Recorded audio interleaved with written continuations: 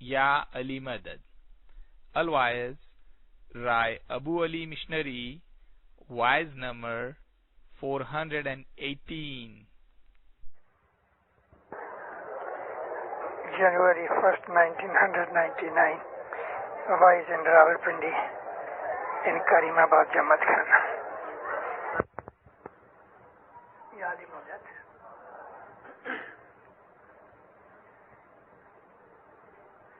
خدا بندہ تو کریمی سلطانی تو بسم اللہ الرحمن الرحیم.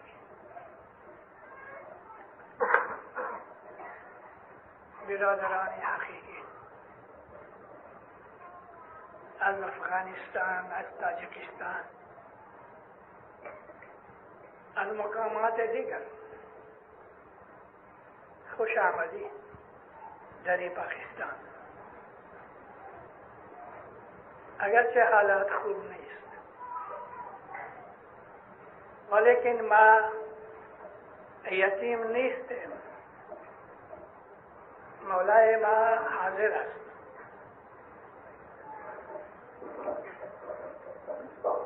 مولا هر شی را علم دارد.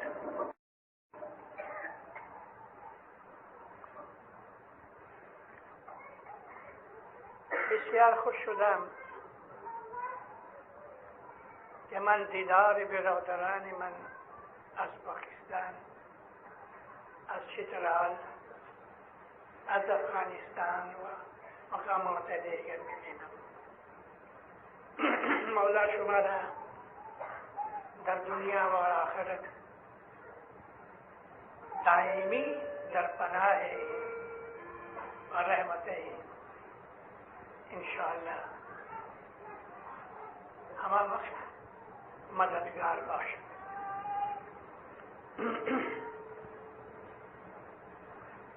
بسم اللہ الرحمن الرحیم. آیائے بلغ ما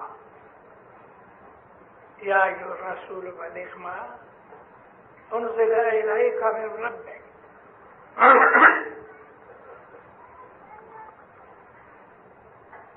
اے رسول پہنچا دو جو پیغام تمہیں ملا ہے. میں آپ کے سامنے آج اس کے اوپر گفتگو کروں گا. مولانا حضرت امام پہ صلوات پڑھو. اللہم صلی علی محمد.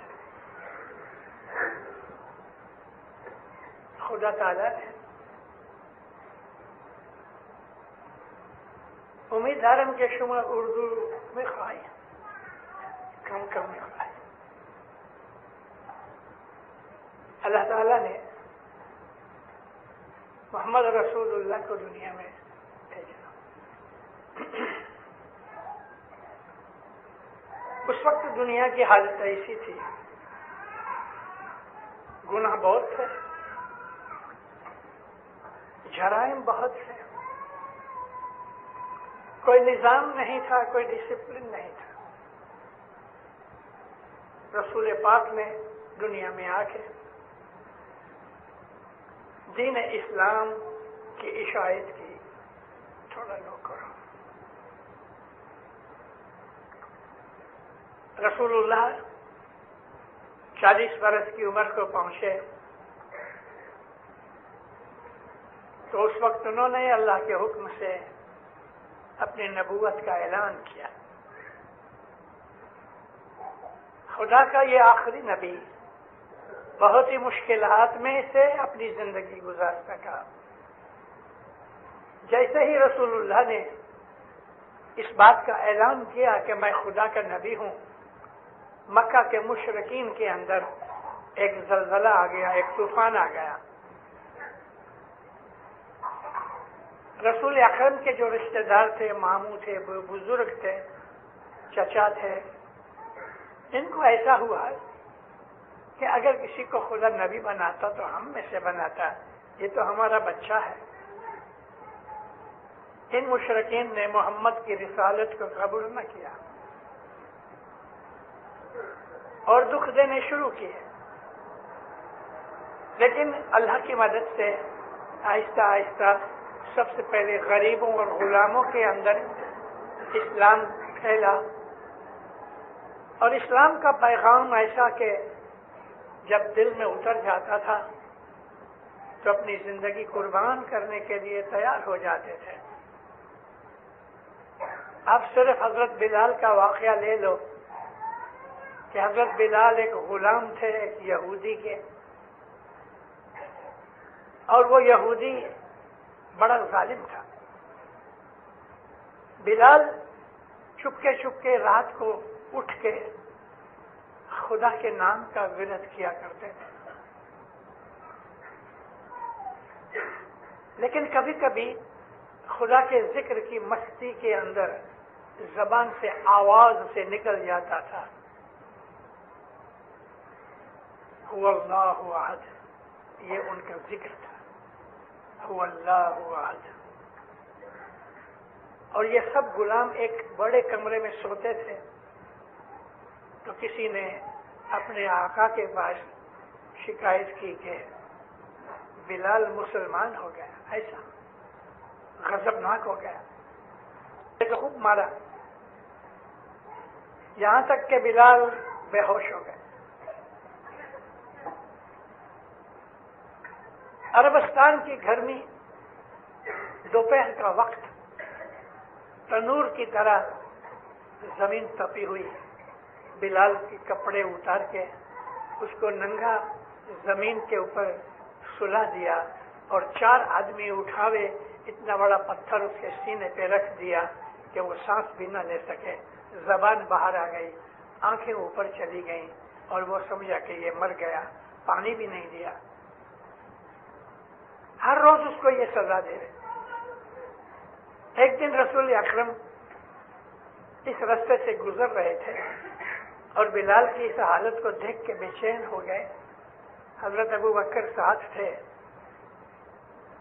اس کو کہا کہ تم مجھے ادھار دے، پیسہ قرض دے تو میں اس کو خرید لوں، میں تجھے بعد میں پیسہ بھر دوں گا، قرض چکا دوں گا۔ اس نے خرید لیا اور نبی کریم کو تحفہ کے طور پر پیش کیا۔ حضرت بلال کو نبی گھر لے آئے، اور بلال کی ساری زندگی رسول اللہ کی خدمت میں گزری۔ ان کا جو حلق تھا، آواز تھی، بہت بلند اور اچھی آواز تھی، اس کو یہ خدمت سونپی کہ تم اوپر چڑھ کے اذان دیا کرو، اور ان کی آواز کے اندر ایک جادو تھا۔ جب ان کی آواز سنتے تھے تو لوگ اپنے گھروں میں سے نکل آتے تھے۔ میں نے یہ کہانی آپ کو اس لیے کہی کہ جب لوگ مسلمان ہو جاتے تھے تو وہ ہر قیمت کے اوپر اپنے ایمان کو مضبوط رکھتے تھے۔ آپ جو افغانستان کے، ایران کے، تاجکستان کے، چین کے، آپ اسماعیلی بہت بلند قسمت ہو، آپ کی عزت ہماری نظر میں بہت ہے۔ خراب ترین حالات کے اندر بھی سینکڑوں برسوں سے افغانستان کی اور دوسری مڈل ایسٹ کی، سینٹرل ایشیا کی جماعتوں نے اپنا ایمان سلامت رکھا۔ شاباش، مرحبا۔ 4 برس پہلے میں تاجکستان گیا تھا،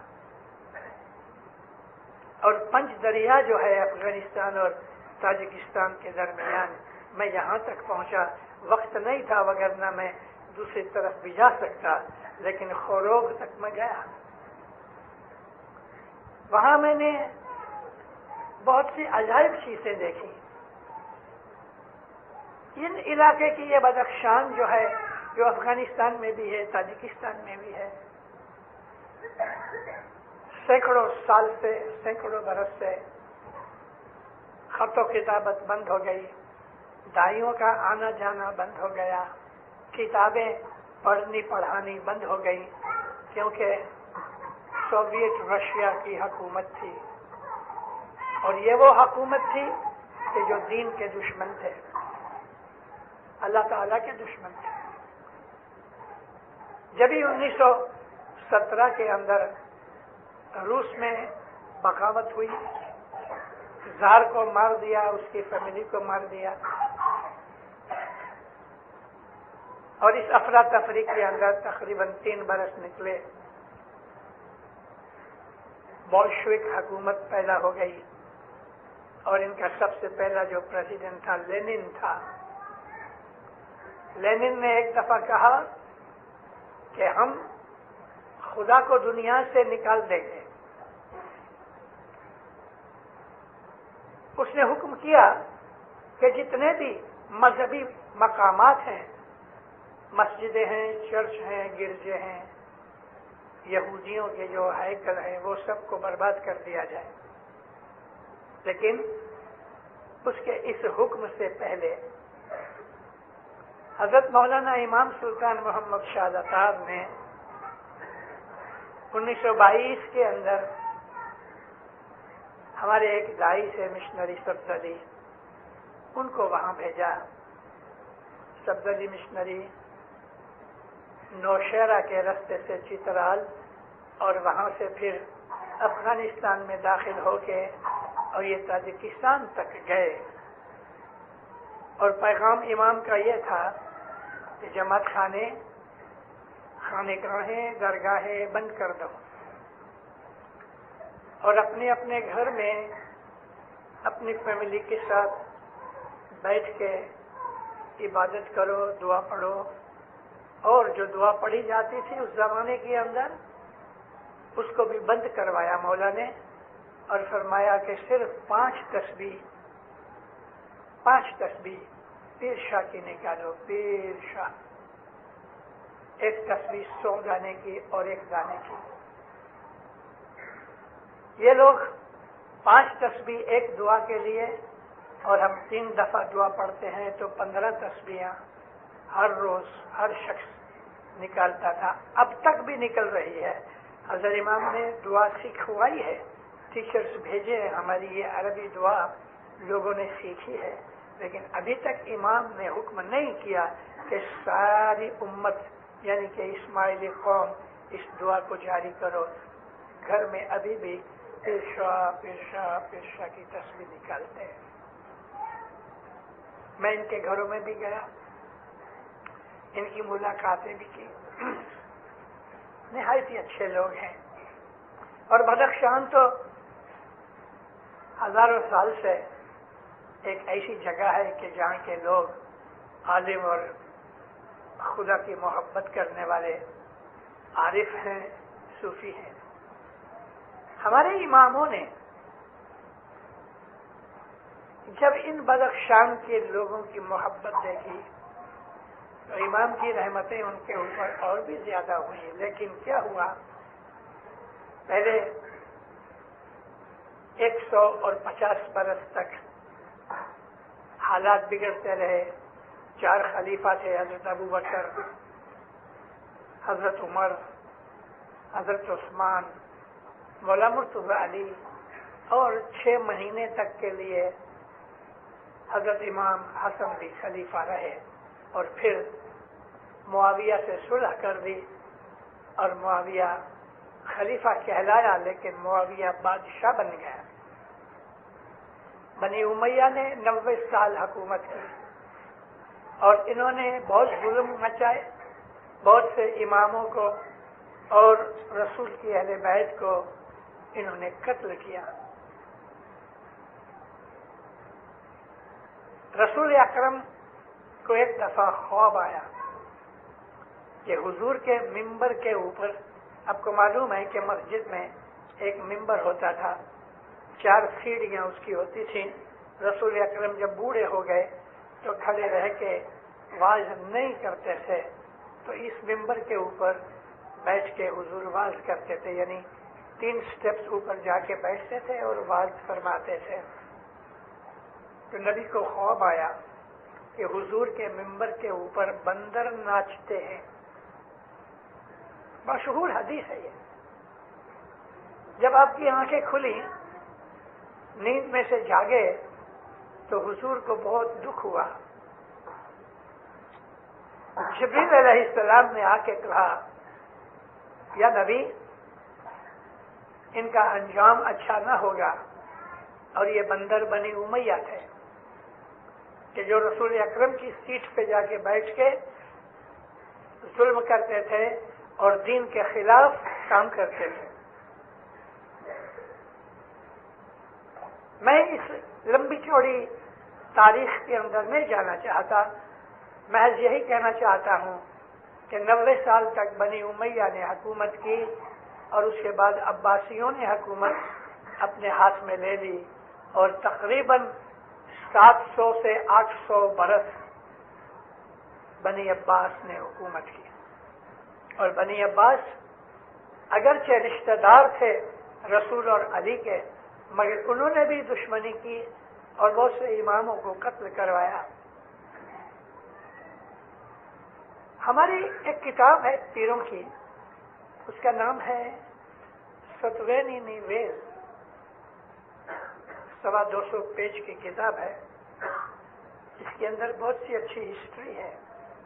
یہ جو پامیر کا علاقہ ہے یہ علی کے عاشق ہیں. ان عاشقوں کے اندر سے کچھ لوگ ادھر ادھر جا کے انہوں نے اپنی زندگیاں گزاری اور پھر گئے. جب میں خوروگ گیا تو خوروگ پہنچنے سے 90 کلومیٹر پہلے ایک جگہ آتی ہے کہ جہاں حضرت امام محمد باقر علیہ السلام کی ایک کرسی ہے پتھر کی بنی ہوئی. تو وہاں کے جو ارد گرد اسماعیلی رہتے تھے وہ وہاں لے گئے. میں نے اس کی فوٹو یعنی کہ ویڈیو بھی لی ہے. وہاں ایک پتھر ہے، اس کو اس طرح سے بنایا گیا ہے قدرتی طور پہ کہ وہ کرسی کی طرح لگتا ہے. بیٹھنے کی سیٹ ہے اور پیچھے ایسا ٹیک لگانے کے لیے بھی ہے. مولانا امام محمد باقر علیہ السلام وہاں گئے تھے اور اس کی تمام نشانیاں اور تختے موجود ہیں. تو مجھے یہ خوشی ہوئی کہ آخر اس علاقے میں ایک حاضر امام آئے تھے.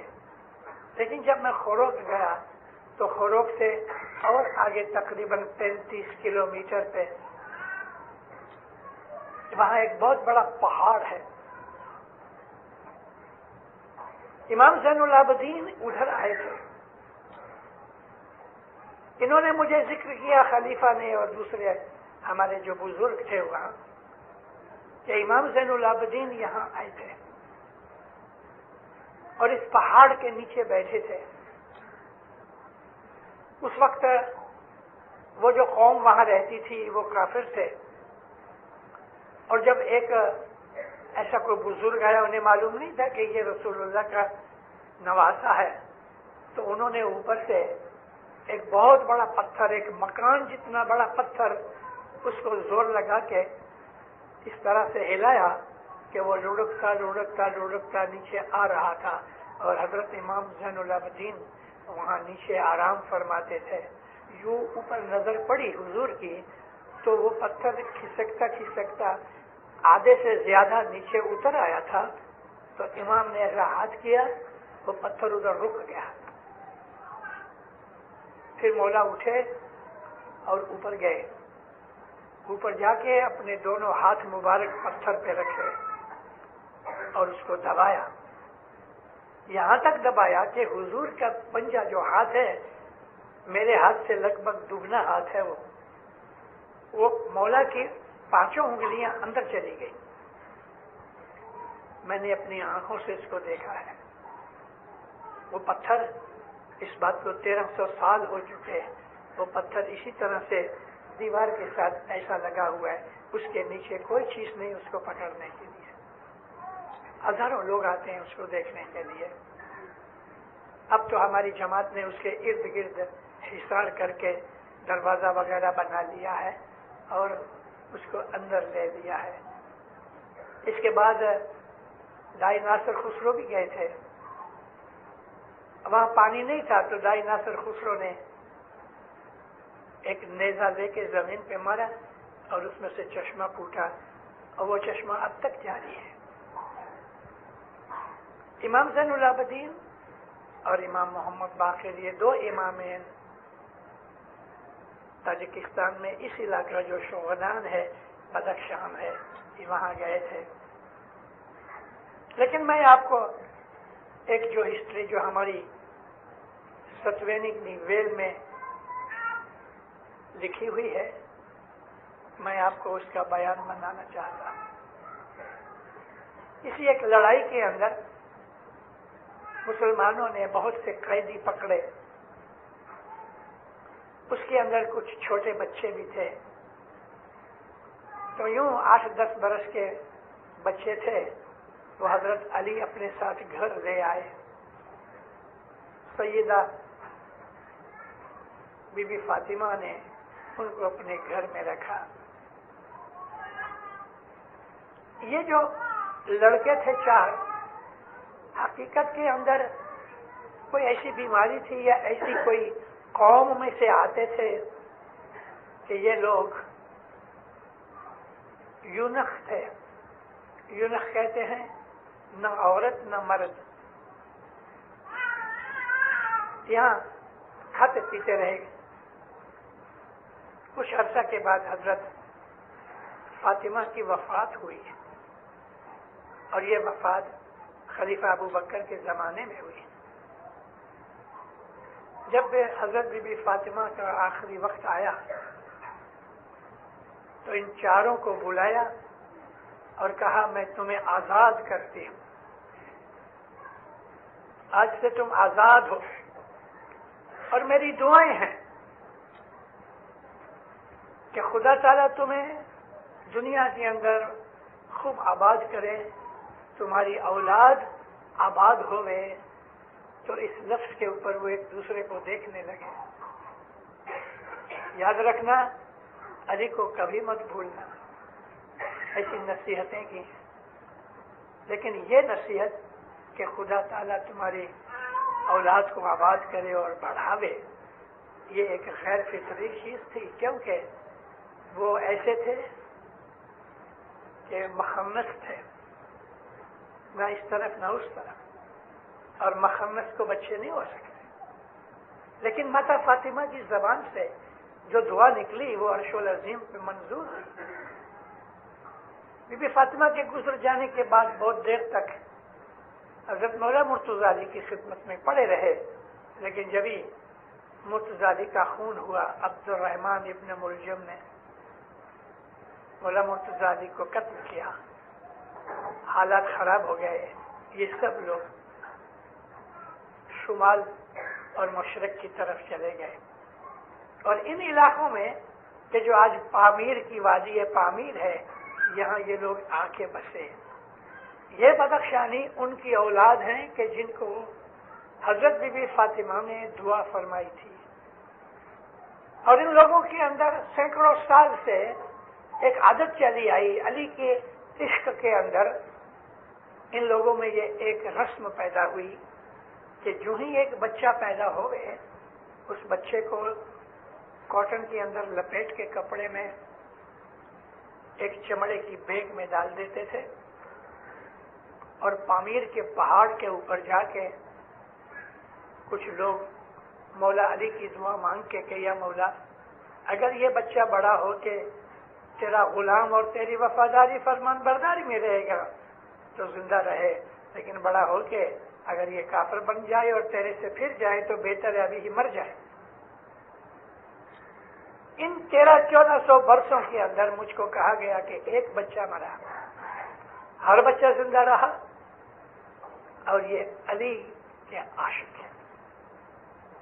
نصیری کی طرح یہ علی کے عاشق ہیں. اور ان لوگوں نے اور ان کے ارد گرد کے جو دوسرے لوگ تھے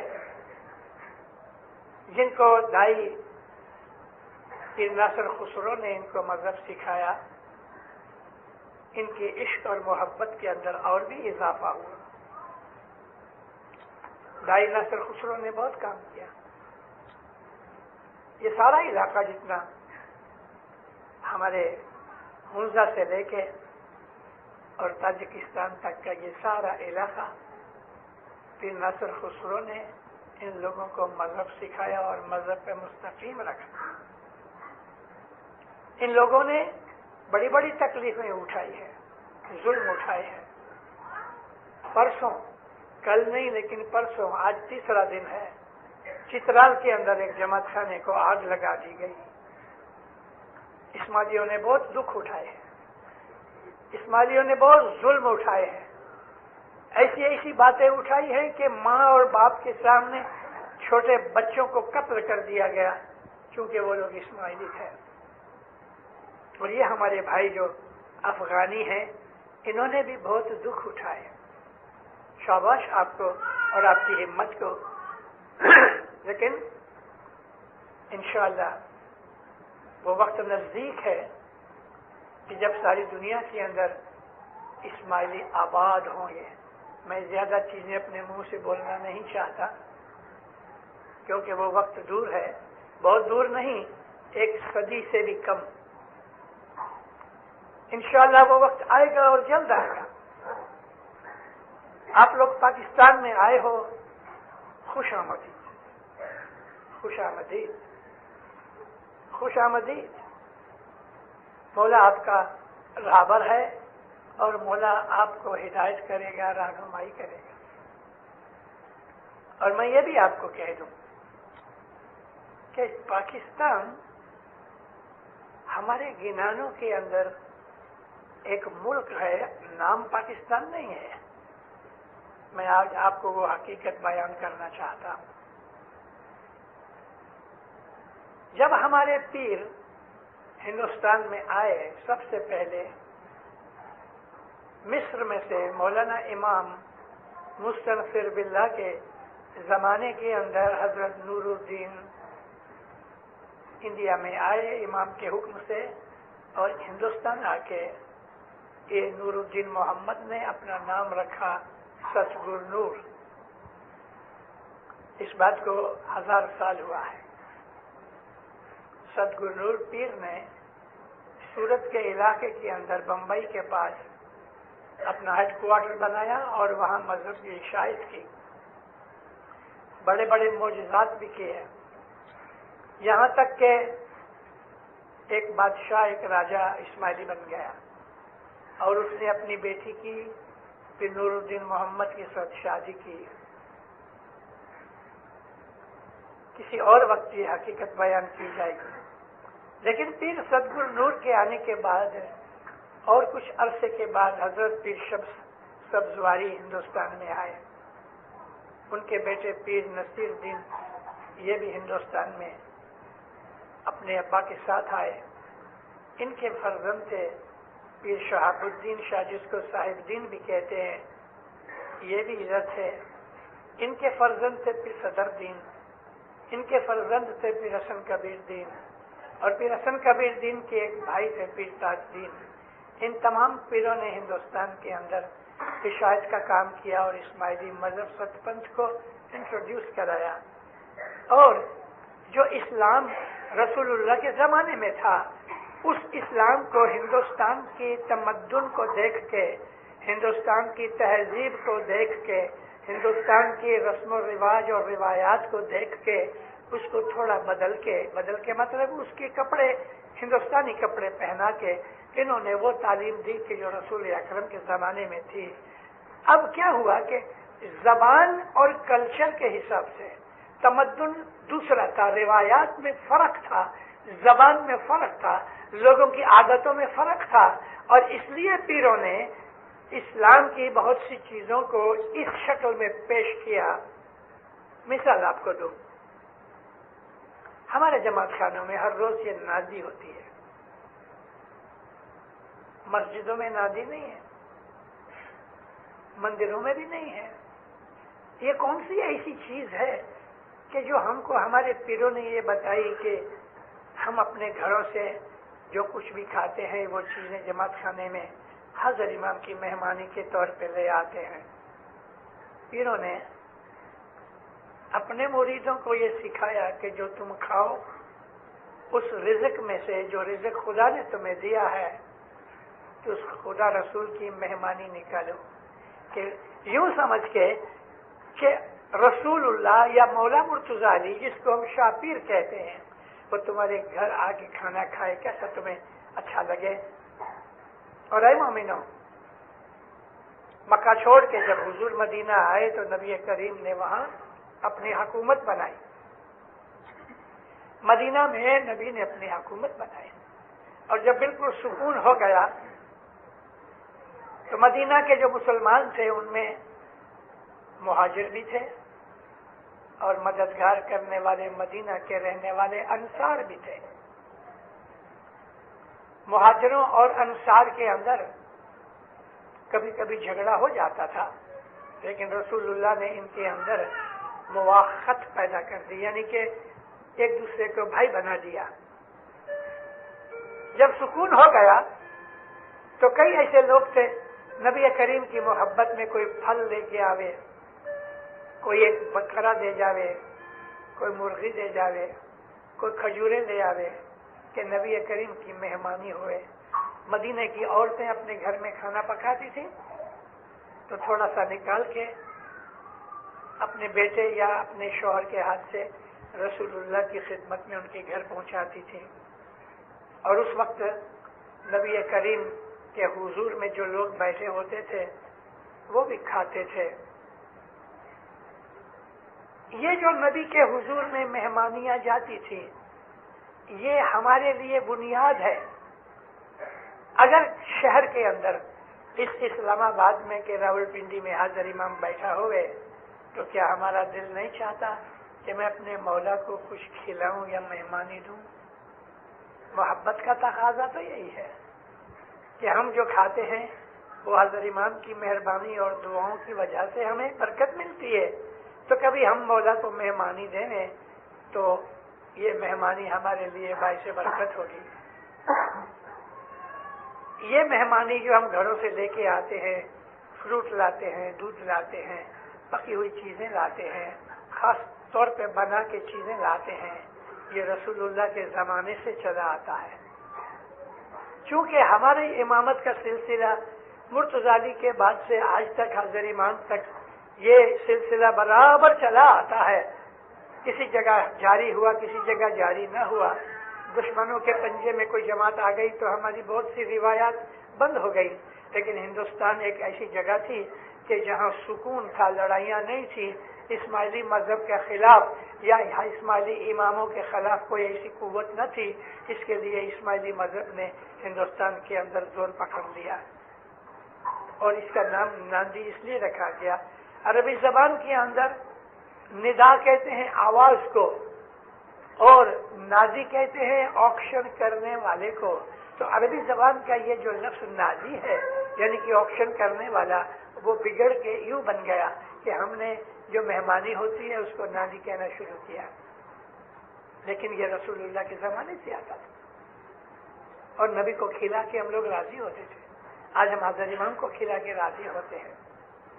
اسی طرح سے یہ جو جماعت خانے ہیں مسجدوں سے جدا ہیں. ہم اس کو مسجد نہیں کہتے کیونکہ مسجد وقف کی جاتی ہے خدا کے نام پر کہ جس کے اندر کوئی بھی آ کے عبادت کر سکتا ہے. غیر مسلمان بھی مسجد کے اندر آ کے عبادت کر سکتا ہے. اور رسول اکرم کے زمانے میں کرسچن لوگوں نے، عیسائیوں نے مسلمانوں کی مسجد کے اندر اپنے طریقے سے عبادت کی ہے. اور یوں بھی ہوا ہے کہ یمن کے اندر مسلمان گئے تو وہاں ایک چرچ تھا عیسائیوں کا، تو اس کے اندر انہوں نے بھی اپنے طریقے سے نماز پڑھی اور بعد میں اس چرچ کو مسجد میں بدل دیا. لیکن یہ جماعت خانہ ہے، مسجد نہیں. اور جماعت خانہ ہونے کی حیثیت سے یہ ہے کہ حضرت امام جو وقت کا امام ہے وہ اس گھر کا مالک ہے. حضرت امام کے یہ گھر ہے اور یہ گھر اس کی اجازت کے بغیر کسی اور کے لیے کھل نہیں سکتا. بعض دفعہ جوان بچے سوال کرتے ہیں کہ ہم کیوں غیر اسماعیلیوں کو اپنے جماعت خانے میں نہیں آنے دیتے. تو میرا اس کا جواب ہے جو کہ حضرت امام نے بھی اس کا یہی جواب دیا ہے. جس حضرت امام کے اس جواب پر سے میں جواب دیتا ہوں کہ ہمارا حضرت امام روحانی باپ ہے، روحانی ماں ہے، ہم اس کے روحانی بچے ہیں. تو یہ جماعت خانہ مولانا حضرت امام کا گھر ہے جہاں اس کی روحانی فیملی بیٹھتی ہے. اس وقت ہم نہیں چاہتے کہ وہ آدمی کے جو امام کے روحانی بچے نہیں ہیں وہ اس گھر کے اندر آ کے ڈسٹربنس کریں. اس کے لیے ہم غیروں کو اس گھر میں نہیں آنے دیتے. جب تک کہ وہ حضرت امام کی بیعت نہ کرے وہ اس گھر میں نہیں آ سکتا. اور امام فرمایا بھی ہے کہ غیروں کو اس جماعت خانے کی جو چٹائیاں ہیں وہ بھی مت دکھاؤ، کیونکہ یہ نورانی گھر ہے. یہاں امام کی بخشش اور رحمتیں اور دعائیں ہوتی ہیں. اے مومنو، نبی کریم کے زمانے میں بھی یہ تھا. مسجد نبوی تھی اور مدینے کے اندر نبی کی حیات میں 9 مسجدیں تھیں، لیکن ابو ذر غفاری جیسے، اسی طرح سے عمار بن یاسر جیسے، سلیمان فارسی جیسے، ایسے بعض صحابی تھے کہ جو نبی کے پاس جا کے پوچھتے تھے، یا نبی ہم نماز پڑھتے ہیں، یا نماز سے زیادہ اونچی کوئی تعلیم ہے؟ تو نبی ان کو عبادت سکھاتے تھے اور چھپ کے دروازے بند کر کے ان لوگوں کے ساتھ پرائیویٹ ملاقات کرتے تھے. اسم اعظم سکھاتے تھے. آپ کے ہاتھ میں کبھی ایک عالم ہوا ہے سنیوں کے اندر، شبلی نعمانی، اس نے سیرت النبی لکھی ہے، 6 حصے ہیں. کہیں سے لائبریری سے ملے تو میں جوانوں کو کہتا ہوں اس کو پڑھو. پہلا اور دوسرا حصہ، تیسرا حصہ، چوتھا اور پانچواں ضرور نہیں کہ اس کے اندر شادی بیاہ اور شریعت کے قوانین ہیں، لیکن پہلے 3 حصے پڑھو تو آپ کو پتہ لگے. ایسے بہت سے اصحابوں کے نام بھی ہیں کہ جو رسول اللہ سے خفیہ طور پہ ملتے تھے اور نبی کریم ان کو عبادت سکھاتے تھے. یہ طریقہ ہمارا ہے. مولانا حضرت امام فرمایا کہ اسلام میں 2 طریقے ہیں، ایک ظاہر ہے ایک باطن کے ہے. ہم لوگ باطنیہ ہیں، ظاہر پرست نہیں، لیکن ظاہر کی قدر کرتے ہیں. ہم لوگ شریعت کے خلاف نہیں ہیں، لیکن شریعت میں بہت سی خرافات ہیں کہ جو ہم نہیں مانتے اور ہمیں ان کی ضرورت بھی نہیں ہے. ہم لوگ اسماعیلی جو ہیں باطنیہ ہیں کہ ہم صبح 2 بجے اٹھ کے 3 بجے اٹھ کے دنیا کے اندر سے نیند گما کے ہم خدا تعالیٰ کو، پروردگار کو، پیدا کرنے والے رب العالمین کو ہم یاد کرتے ہیں. اور اس وقت ہم کوئی دنیاوی دعائیں نہیں مانگتے کہ اے اللہ مجھے مالدار بنا دے، اے اللہ میری شادی کرا دے، اے اللہ مجھے یہ کامیابی دے. اس وقت ہماری دعائیں نہیں ہوتی. وہ وقت جو ہے صبح کا وہ محض روحانی وقت ہے. اس میں ہماری ایک ہی چیز ہے کہ ہم نور کی خواہش رکھتے ہیں. اسماعیلی مذہب کی جو بنیاد ہے وہ کیا ہے؟ حقیقت کی سمجھ ہے اور نور کی سمجھ ہے. حضرت امام کا بدن مبارک ہمارے جیسا ہے. اگرچہ حضرت امام کے بدن کی ہم اتنی عزت کرتے ہیں کہ سارے جہان میں اس سے زیادہ اور کوئی پاکیزہ چیز نہیں ہے، لیکن ہم حضرت امام کے بدن کی عبادت نہیں کرتے، ہم اس کے نور کی عبادت کرتے ہیں. اور اللہ تعالیٰ ہے وہ محض نور ہے. وہ نور کہ جو آدم علیہ السلام میں اترا کے فرشتوں نے سجدہ کیا، وہ نور نسل بہ نسل اترتے تمام نبیوں میں سے گزرتے ہوئے محمد رسول اللہ اور مرتضیٰ علی کے درمیان پیدا ہوا. وہ نور اترتے اترتے مولانا حضرت امام کے اندر ہے. مولانا حضرت امام کو امام نے یعنی امام سلطان محمد شاہ نے اپنی یہ نوری بخشش کی، اس کو سونپ دیا.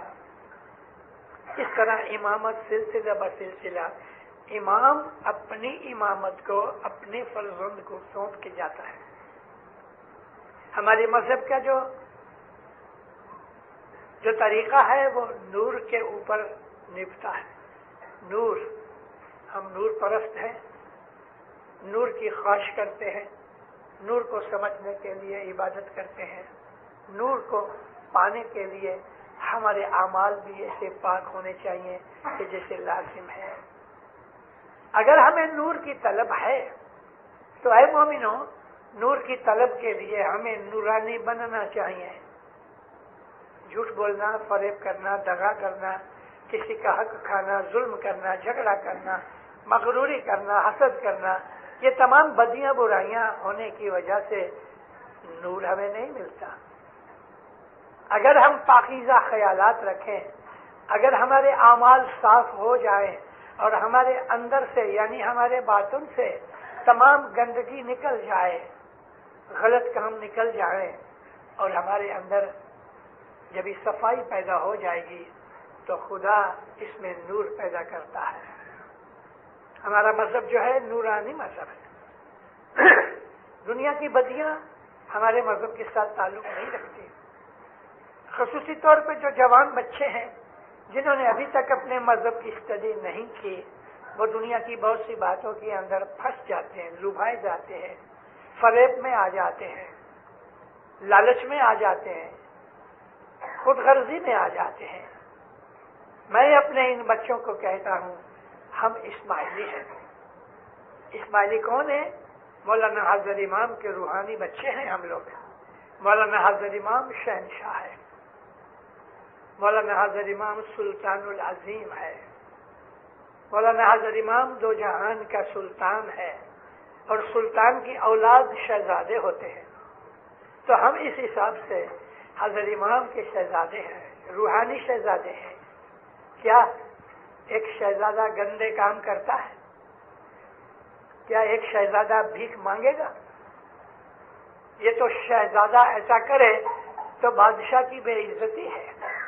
ہم اسماعیلی ہیں، ہم پاک پاکیزہ آدمی ہیں، کیونکہ ہم لوگ نور سے محبت کرتے ہیں، نور کو چاہتے ہیں، اور نور تک پہنچنا ہماری زندگی کا ایم ہے۔ اس لیے ہمارے لیے یہ لازم ہے۔ ہم اسماعیلی دوسروں سے جدا ہیں، ہم مسلمان ہیں لیکن مسلمانوں سے الحمدللہ اس لیے بہتر ہیں کہ ہم باطنیہ ہیں، شریعت کا بھی ہم لحاظ رکھتے ہیں، لیکن وہ شریعت کے جس کے اندر محض پاجامہ اونچا رکھو یا داڑھی رکھو اور مونچھیں منڈا دو، یہ شریعت ہماری نہیں ہے۔ ہماری شریعت یہ ہے کہ اللہ ایک ہے، محمد رسول ہے، اس کا آخری نبی ہے، قرآن جو ہے وہ اللہ کا کلام ہے، اور حضرت امام ہر زمانے کے اندر موجود ہوگا، یہ ہمارا مذہب ہے۔ میں کبھی کبھی جماعتوں کے اندر کہتا ہوں کہ بھلا پوچھو تو قرآن کہاں اترا؟ کیا قرآن حضرت ابو بکر کے گھر میں اترا؟ نہیں، کیونکہ جب یہ قرآن اترنا شروع ہوا تو حضرت ابو بکر تو مسلمان بھی نہیں ہوئے تھے۔ کیا قرآن عمر کے گھر میں اترا؟ حضرت عمر بھی بہت مدت تک مسلمان نہیں بنے اور قرآن اتر رہا تھا۔ تو قرآن اترا تو علی نبی کے گھر میں اترا۔ اس لیے اے دیندارو، اے مومنو، قرآن مولا کے گھر میں اترا، اور جتنا حق مولا کا قرآن پر ہے اور مولا کی وجہ سے ہمارا حق قرآن کے اوپر دوسرے مسلمانوں سے زیادہ ہے، کیونکہ قرآن ہمارے مولا کے گھر میں اترا۔ لیکن کیونکہ ہم عربی نہیں جانتے، ہمارے پیروں نے کہ جو آل رسول تھے، کوئی پیر باہر سے نہیں آ سکتا سوائے اس کے کہ وہ امام کی فیملی والا ہونا چاہیے، امام کا بھائی ہوئے، امام کا بیٹا ہوئے، کوئی بھی، مگر امام کی فیملی میں سے ہی پیر بن سکتے ہیں۔ تو ان پیروں نے جو آل رسول تھے، جن کی زبان عربی تھی، انہوں نے قرآن شریف کی تفسیر ہندوستانی زبان میں بنائی، جس کو ہم گنان کہتے ہیں۔ ان گنانوں کے اندر جو کچھ بھی ہے وہ قرآن شریف کی تفسیر ہے۔ اگرچہ ہندوستان کی زبان کے اندر یہ ترجمہ اور تفسیر جو پیروں نے بنائی، اس کے اندر کچھ ہندوستان کے رہنے والے بادشاہوں اور بڑے بزرگوں کے ہندو نام بھی آئے ہیں، تو اس کا یہ مطلب نہیں ہے کہ ہم ہندو ہیں یا ہم ہندوازم کے اوپر عمل کرتے ہیں۔ اللہ تعالیٰ نے قرآن شریف کے اندر کافروں کا ذکر بھی کیا ہے، شداد اور فرعون کا اور نمرود کا ذکر بھی کیا ہے. تو قرآن شریف کے اندر بھی اللہ نے ایسی بہت سی سٹوریز کہی ہیں کہ جو مسلمانوں ہندوستانی زبان میں اور ہندوستانی ہسٹری کی باتیں کرتے ہیں تو اس کا یہ مطلب نہیں ہے کہ گنان ہم کو ہندوازم سکھاتے ہیں یا ہم ہندو ہو گئے. یہ تو ہسٹری ہے. اصل چیز اس کے اندر جو میسج ہے وہ چیز ہے کہ ہر وقت اس مولا کو یاد کرو. کھانا کھاتے وقت اس کو یاد کرو, سوتے وقت یاد کرو, سوتے بیٹھے راہ چلتے نام صاحب کا لیجیے. یہ قرآن کی آیت ہے. سوتے ہو, لیتے ہو, چلتے ہو, بیٹھے ہو, خدا کو یاد کرو. ہمارا مذہب ہے وہ صوفیانہ طریقہ ہے, اور صوفیانہ طریقے میں یہ ہے کہ ہر وقت دست بکار دل بیار, یہ ہمارا اصول ہے کہ ہم ہاتھ سے کام کرتے ہیں لیکن دل میں ہم مولا کو یاد کرتے کرتے یا علی علی کہتے ہیں, یا اللہ کہتے ہیں, یا محمد کہتے ہیں, یا کریم کہتے ہیں, یا رحمان کہتے ہیں. ہر وقت کسی نہ کسی نام سے اس پروردگار کو یاد کرتے رہو. ہمارا طریقہ یہ طریقہ ہے. اور ہم سب ساری دنیا کے اسماعیلی, ہندوستانی ہوئے, پاکستانی ہوئے, افریقہ کا ہوئے, تاجک ہوئے, بدخشانی ہوئے, چترالی ہوئے, چینی ہوئے, کوئی بھی ہے, ہم سب مولانا حضرت امام کے روحانی بچے ہیں. اور اس لحاظ سے ہمارے اعمال بھی ایسے ہونے چاہیے کہ ہم آغا خان کے مرید ہیں. مولانا امام سلطان محمد شاہ اتار فرمایا کرتے تھے, تم ایسے بنو کہ دوسرے لوگ کہیں کہ آغا خان کے مرید فرشتے جیسے ہیں. ہمارے اعمال ایسے پاک اور فرشتے جیسے ہونے چاہیے. اے مومنو, میری آپ کے لیے دعائیں ہیں کہ مذہب کے اوپر آپ مستقیم رہو. میں دعا کرتا ہوں کہ مولا آپ کی ہر نیک امید پوری کرے, آپ کی آفتیں بلائیں دور کرے, آپ کے دشمن دفع کرے, آپ کی روزی کمائی میں برکت دے, آپ کی آل اولاد کو مذہب کے اوپر مستقیم رکھے. مولا آپ کو ہر حالت میں اپنی پناہ میں رکھے, اپنی میٹھی نظر میں رکھے, مددگار بنے, اچھی صحت دے. مولا ایمان زیادہ کرے. مولا آپ کے اوپر ہمیشہ اپنی رحمتیں اور اپنی نوازشیں اتارتا رہے. اے مومنو, جیسے میں نے آپ کو عرض کی کہ ہمارے مذہب کی جو خوبصورت ترین چیز ہے وہ صبح کی عبادت ہے. صبح عبادت کرو. اگر آپ کے پاس اسم اعظم نہیں ہے تو بھی بیٹھ کے خدا کے ناموں میں سے کوئی بھی نام لو. یا علی علی کرو, پرشا پرشا کرو, یا محمد کہو, یا اللہ کہو, یا رحمان کہو, یا مصیر کہو. کچھ بھی نام آپ کو خدا کا پسند ہے اس نام کی عبادت کرو. روز صبح اٹھو. اور عبادت کرنے کی اچھی عمر کیا ہے معلوم ہے؟ 7 برس کے بعد. 7 برس کی عمر کے بعد 20 برس تک کی یہ جو عمر ہے, اس عمر میں عبادت کرنے سے بہت فائدہ ہوتا ہے. اس لیے کہ اس عمر کے اندر دل کی تختی بالکل پلین ہے, اس کے اوپر بدیاں برائیاں ابھی تک آئی نہیں. اور بدیاں برائیاں آنے سے پہلے اگر 6-7 برس کی عمر سے صبح کی عبادت کی عادت اگر پڑ جائے, گھر جماعت خانے نہیں کر سکتے, گھر کر سکتے ہو. ایسا بھی لازم نہیں کہ 1 گھنٹہ ہی بیٹھنا چاہیے, 5-10 منٹ بھی بیٹھو. لیکن صبح دعا پڑھنے سے پہلے میں جوانوں کو کہتا ہوں, اپنے بچوں کو, اس وقت آنکھ بند کر کے مولا کا جو ظاہری دیدار کیا ہے اس کو یاد کرو. اور یا علی یا علی یا علی یا علی, جیسے آپ ایک لقمہ منہ میں ڈالتے ہو اور اس کو چباتے ہو, اس محبت کے ساتھ علی کا نام لو, حضرت امام کا نام لو, اللہ کا نام لو, اور آنکھیں بند کر کے دھیان لگاؤ, عبادت کرو, اور اپنے مذہب پہ مستقیم رہو. تمام قسم کے گناہ اور بدیوں کے کام سے بچنے رہو, اور بچنے کی دعا بھی مانگتے رہو. انشاءاللہ دین و دنیا کے اندر آپ ترقی کرو گے, آباد بنو گے, سکھی بنو گے.